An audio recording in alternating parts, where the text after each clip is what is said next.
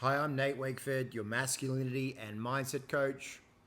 Today, I'm going to be talking about how to handle stress and overwhelm, and especially in times of chaos.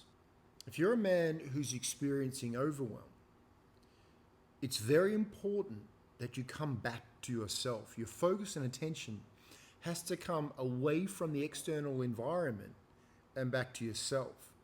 And it's important to double down on self-care. See, so many men have never really put any strategic thought, any intentional thought into what brings them into their highest well-being. And when you're in a place of overwhelm, it shows that you're at your capacity.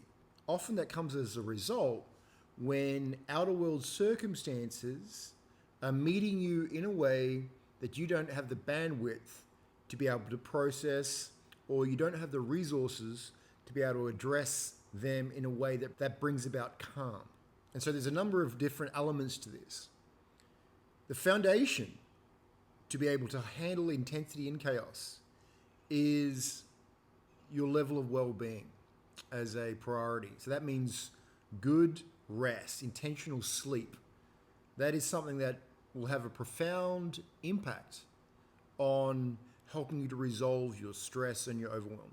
And obviously the absence of sleep is going to further add to your stress. So to ensure that you have great sleep, you need to wind down before you go to bed. You need to make sure that your sleeping environment is cool and quiet and comfortable and supportive of you getting good rest.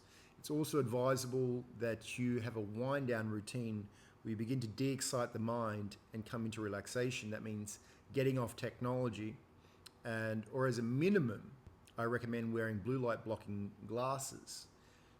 So rest, and adequate rest is very important. I recommend also adding, which I referred to then, meditation, potentially both morning and evening. This really does amazing things to relax your nervous system. Another component is good health. So make sure that you're eating healthy food, avoiding processed foods, sticking to whole foods wherever possible. Good food has understated positive consequences to your well-being. And it seems like this is just a throwaway comment, but it really is true, because if you're eating bad food, not only will you have less energy, you'll feel more tired and you'll have less energy to respond to the circumstances of your life if they're challenging you. Another component is the ability to focus positively on your circumstances.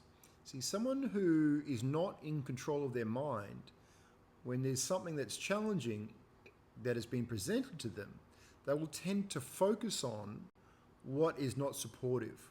They'll tend to focus on worst case scenarios and have them on repeat. And what that does is it stresses your nervous system out, you start to produce more cortisol, and your health suffers.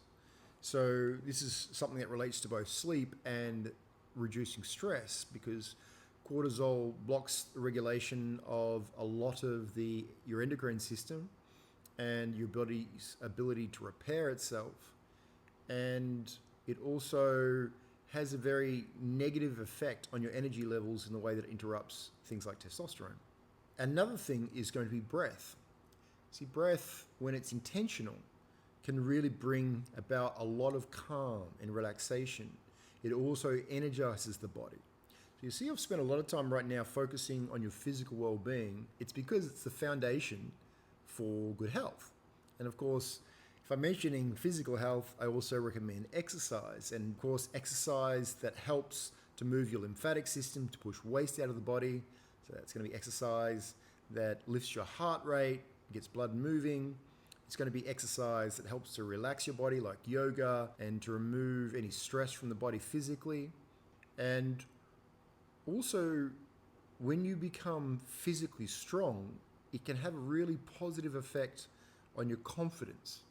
So be very intentional about optimizing your physical well-being, and you'll notice that it'll give you a huge positive resourcefulness in handling the stresses of your life.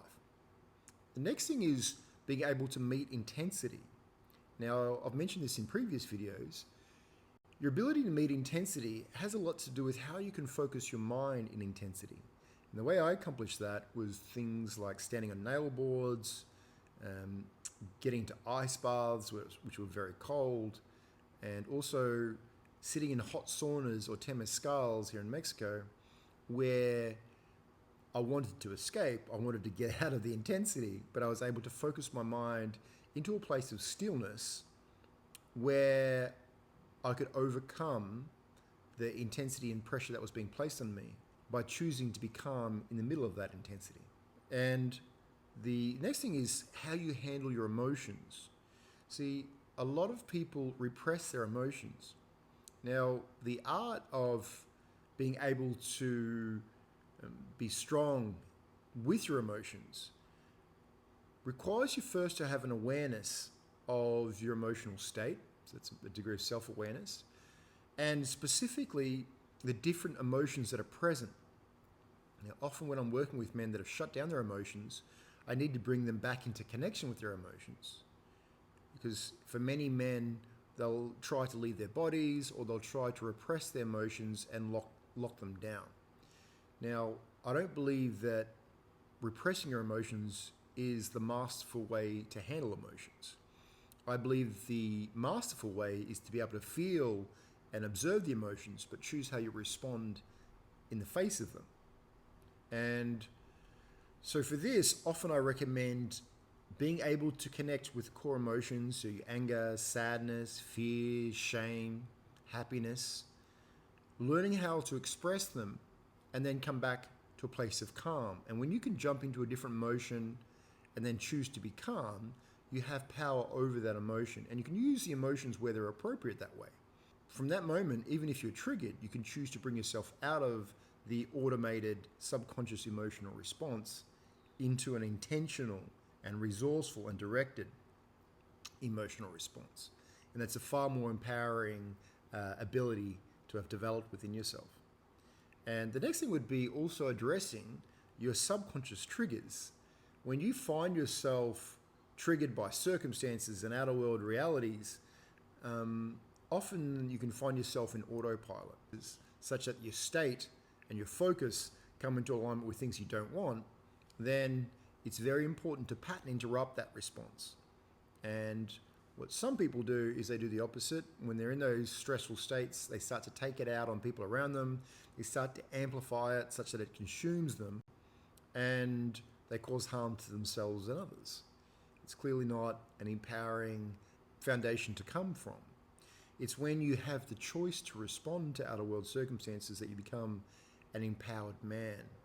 And so learning how to observe your emotions, feel your emotions, move, and stabilize yourself in the face of those emotions, there's skill sets that need to be developed over time. And another thing has to do with connecting to your primal nature. Something that I discovered within myself was that when I was willing to meet my fear, when I was willing to connect to that primal, I call it the killer nature within, I noticed that I was able to dissipate fear.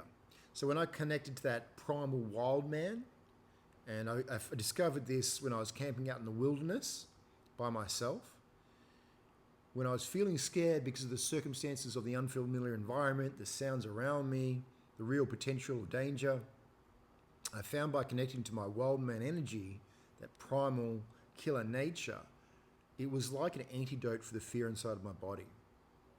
And so that's something, again, that I recommend is very important for a man to develop within himself, to both put himself in environments like vision quests or camp out, staying in nature, and also activities which help to cultivate that primal masculine energy. That will give the man this resourcefulness to be able to handle fear, to meet that fear, and then to transcend it. So it's really important that a man is connected to nature. Because once you begin to connect to nature, you'll find that you find ways to become still. You'll find that you've developed ways to bring up your physical dominance and your aggression. You'll find ways to connect deeply with yourself, to come into the cycles and rhythms of the environment so that you're not on 100% of the time. And so that's the final thing which I want to mention is learning how to redirect your mind such that not only do you not think the worst of the situation, you're able to direct your mind to constructive outcomes.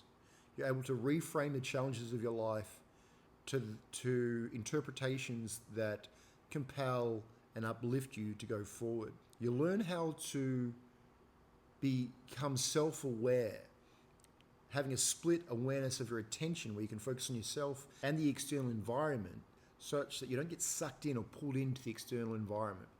You learn how to be very present to yourself. These are all abilities that a man has to develop if he wishes to be calm in the face of chaos.